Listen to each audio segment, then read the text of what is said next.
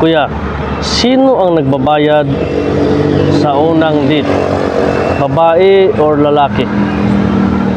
Alam nyo guys, magandang tanong to kasi malapit na yung Valentine's Day, ba? Araw ng mga puso.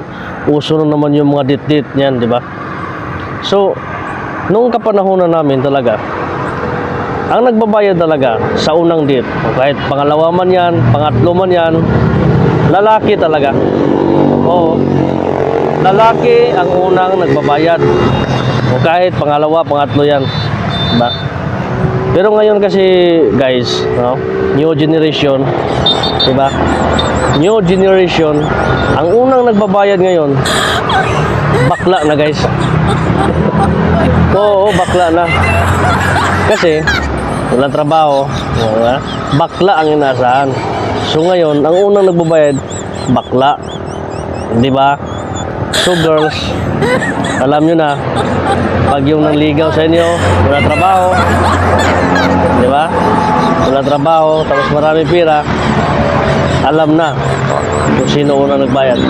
Bakla. Okay?